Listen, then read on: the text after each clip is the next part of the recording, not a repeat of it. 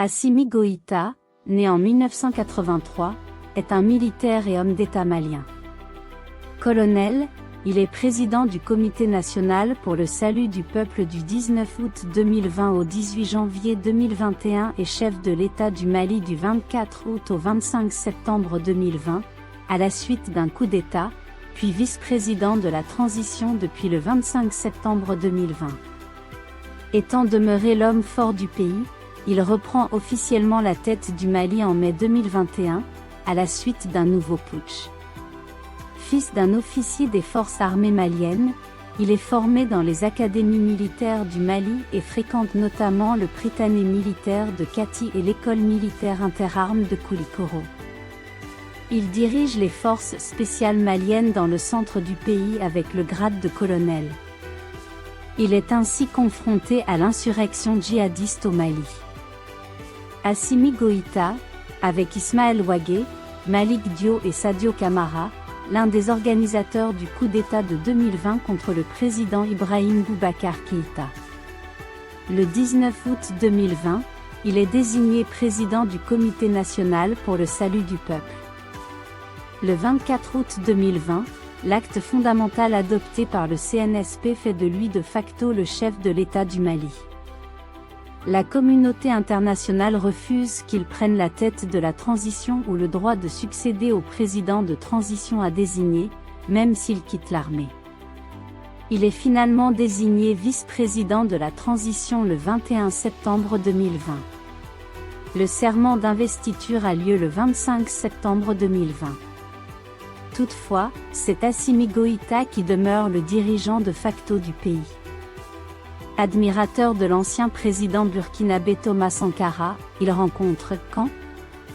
Pourquoi? L'ancien président ghanéen Jerry Rawling. Le 24 mai 2021, peu après l'annonce d'un second gouvernement conduit par Mokhtar Ouane se caractérisant par la mise à l'écart de deux membres de l'ex-CNSP, les colonels Koné et Camara, Bandao, le Premier ministre et le ministre de la Défense sont interpellés puis conduits sous escorte militaire à Kati. Le lendemain, le colonel Assimi Goïta annonce avoir démis de leurs prérogatives le président et le Premier ministre, qu'il accuse de sabotage de la transition, leur reprochant d'avoir formé un nouveau gouvernement sans se concerter avec lui, alors que la charte de la transition lui confère un droit de regard sur le choix du ministre de la Défense et celui de la Sécurité, anciennement occupé par ses alliés Camara et Koné. Avec ce coup d'État, et jusqu'à nouvel ordre, Assimi Goïta devient président de la transition par intérim. Le 28 mai, constatant la vacance à la présidence, la Cour constitutionnelle le déclare président de la transition par succession constitutionnelle jusqu'au terme de la période transitoire. Rapidement, il tend la main à l'Union nationale des travailleurs du Mali, qui organise des grèves. Le 28 mai, il annonce que la fonction de Premier ministre reviendra à la coalition d'opposition Mouvement du 5 juin Rassemblement des forces patriotiques, M5 RFP.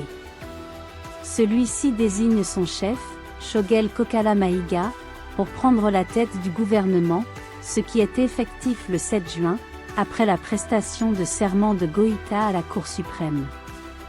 En juillet 2021, deux personnes tentent de poignarder Assimi Goïta à la grande mosquée de Bamako, durant l'Aïd al-Adha, après la cérémonie et alors que l'imam se dirigeait vers la sortie du lieu de culte pour égorger le mouton. Le dirigeant n'est pas blessé. En décembre 2021, à l'issue des Assises nationales pour la refondation, qui proposent de prolonger la transition de 6 mois à 5 ans pour mener des réformes politiques, Assimi Goïta annonce qu'il souhaite prolonger de 5 ans la transition.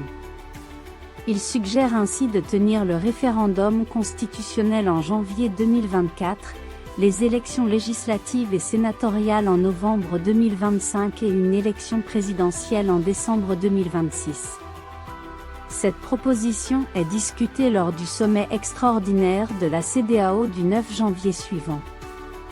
À l'issue de celui-ci, l'organisation, qui rejette également une proposition d'une transition de 4 ans, décide la fermeture des frontières avec le Mali, le rappel des ambassadeurs et un blocus économique.